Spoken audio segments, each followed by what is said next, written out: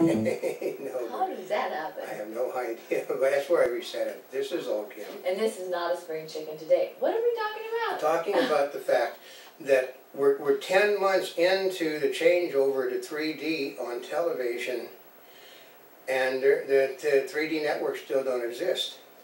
Actually, that part is still, it kind of, in a way, kind of boggles me because they've been talking, okay, we've been talking about this. 3D was the biggest thing at the Consumer Electronics Show last And year. at NAB, actually, we attended a conference at just about this time, TV 3.0, where basically after the conference, after the session ended, we're talking to some of the people in there that do it. And he basically said, telling the people that are left, which are basically all production people, said the biggest problem with 3D is product, we don't have any product. We're talking, like I said, it's within 2 weeks of when this 3D started pushing last year, and they still don't have the 3D channels. All the television networks were going to have 3D. Dish was going to have 3D. DirecTV was going to have 3D, and every television set manufacturer was going to have a 3D system up. Well, if you think back about what's been going on since then, for example, ESPN, they were doing the World Cup in 3D. Yeah. There was the Golf Channel did the Masters in 3D. Yeah. Right? And ESPN was doing the ESPN 3D channel. Yeah, the channel basically. I mean, okay, it was 5 months ago. We were at NAB, and they were talking about Disney. If you were talking about ESPN 3D, it still ain't there, folks, because there's no content. I mean, which I find hard to believe. Well, see, part of it is like ESPN. They're shooting a lot of sports because they're the sports channel, right? Yep. So I always figured, okay, after World Cup, they're just going to start shooting everything in 3D. So what happened? Because what did the guy we went to, was it at the NAB, we went to the Sony conference about 3D when they're telling us, the guy that shoots it, what are the things that you have to do a good sporting event in 3D? It's low and close. And sporting events do not lend themselves to that. Overhead shots are a lost cause. So, I mean, and part of it is they were talking about that because they were actually showing the Masters. Yeah. And so you're watching in 3D and the ball's going towards you, which is kind of cool. But, you can't... But that's it. You basically, the only shots you can get in 3D that are any good are the hitting the ball, but it's going away from you. Or if you go towards you, you've got to be positioned right. Yeah, but you can't have the 3D stuff there because the 3D cameras are all they're all fixed focal lengths. So you can't zoom in and out with most 3D cameras. You're going to be able to start doing it. Actually, more or less on the prosumer level, you're going to do it. On the big side, they can't do it. Because what they do is they have a double rail system. You set both the cameras on.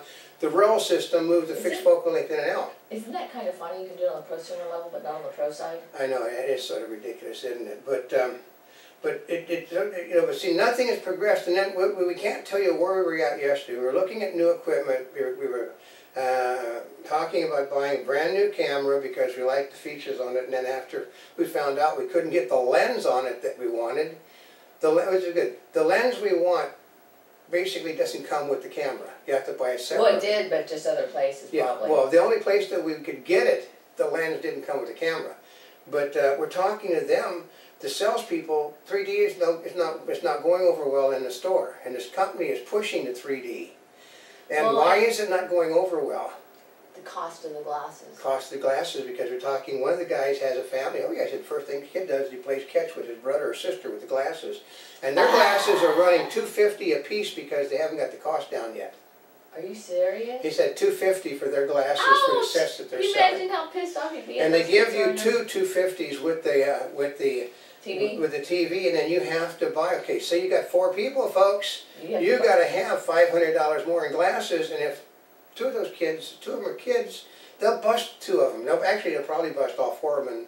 Yeah, but see, here's part of the challenge is you don't have to use 3D glasses to watch 3D.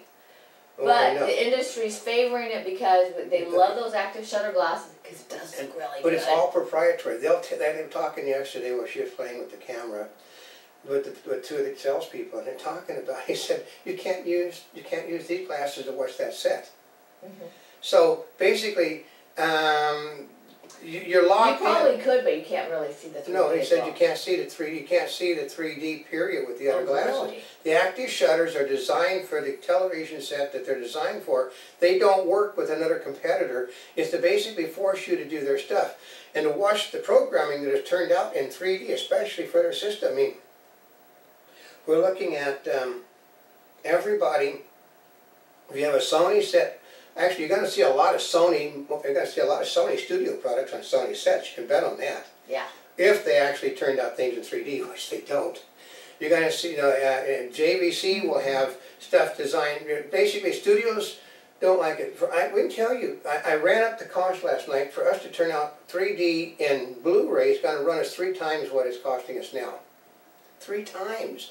You realize that what's going to happen to turn out for a company, say he's got a 90-minute feature film that made $1 billion out there, how much it's going to cost to have that thing turned out for every single television manufacturer's system? Well, see, the challenge is, in a way, it is cost prohibitive because the audience is not large enough. Because, see, part of it is with the 3D, you're asking the audience. They don't just sit there and watch it, which actually I suppose you could in the theater. But if you're selling it for home, that's why. Oh, for example, movies like Alice in Wonderland, which was in 3D, but came out in 2D, right? Because they don't want you.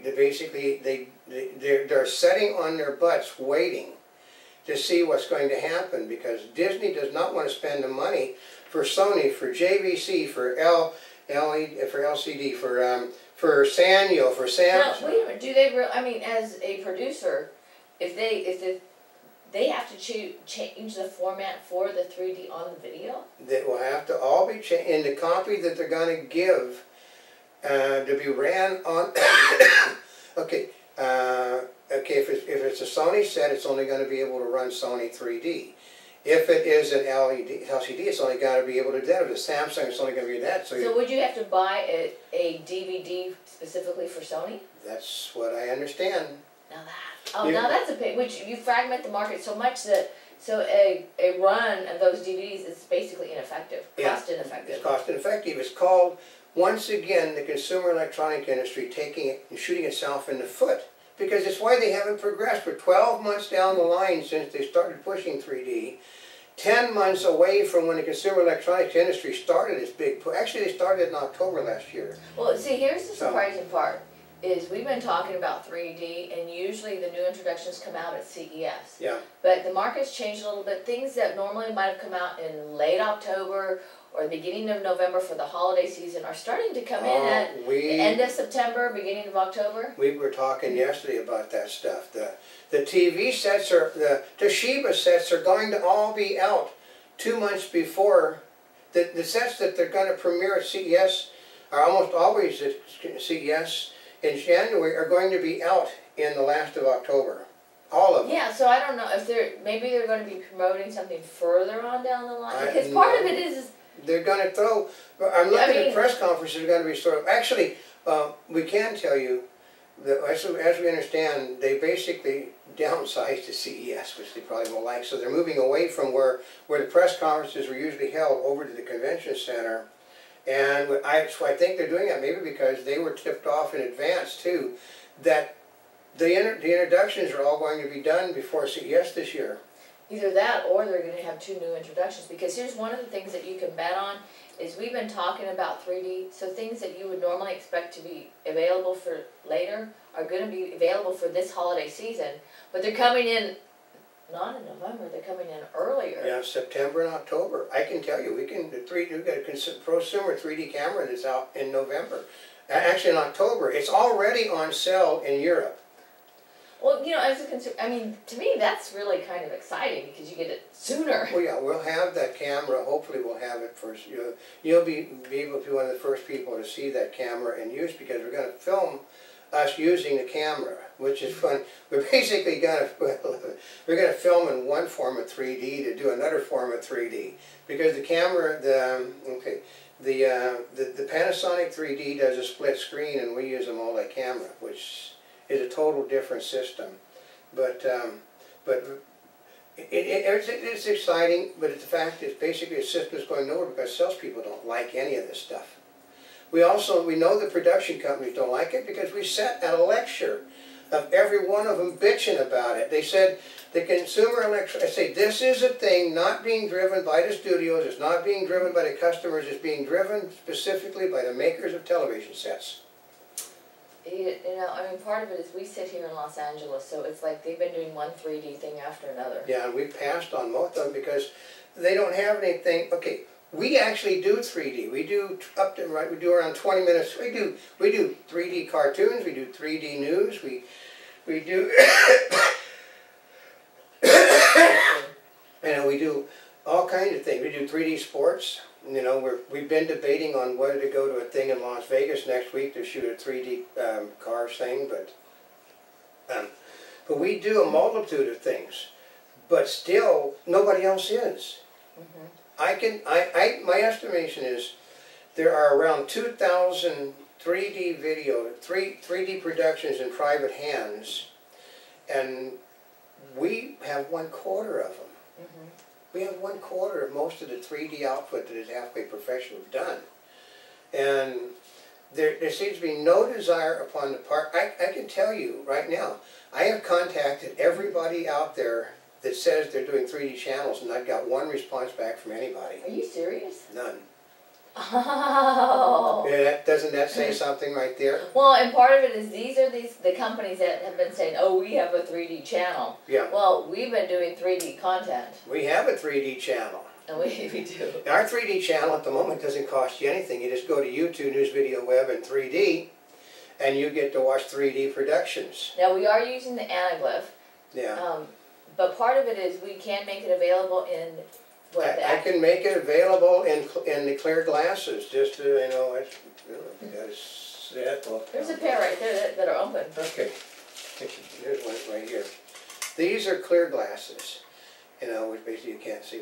I can make it, they look like sunglasses, and I can make it, we can make it available in that. I can basically, okay, everything starts out as anaglyph. See, part of it is the 3D that we're showing is anaglyph, and the reason we're showing anaglyph is? It's the most universally available glasses. Most of the time you can actually go to places locally and pick up a cheap set of glasses, or you can go to, go to like a Michael's or something and pick up this, you know, the blue and the cayenne and the red, and just sit there and actually cyan? Cyan and red, and just sit there and hang them in front of your glasses like that and watch it.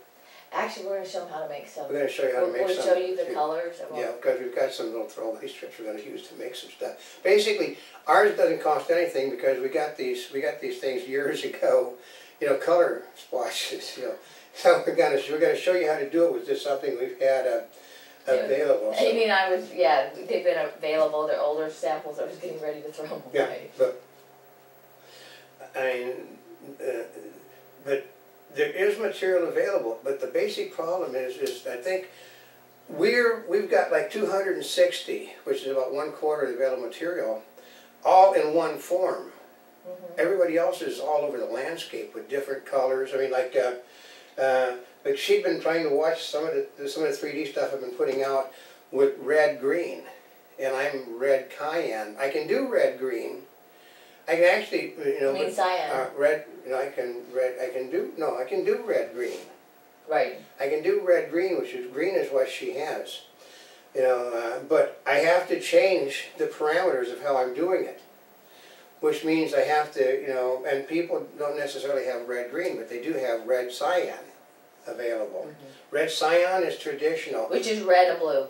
But you can do red and green. You can do orange and cyan. Basically, you change the colors to whatever you want. And a lot of it is it's in the processing what colors you're taking out, right? That's the processing. I can do it.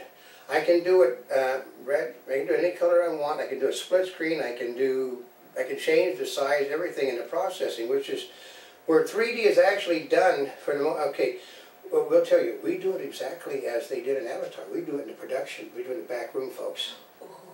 Yeah, it's all processed material. Because I can turn this, if I want to, into, actually I have been turning this into 3D, so the first thing we did this morning will be 3D. Like this? Yeah.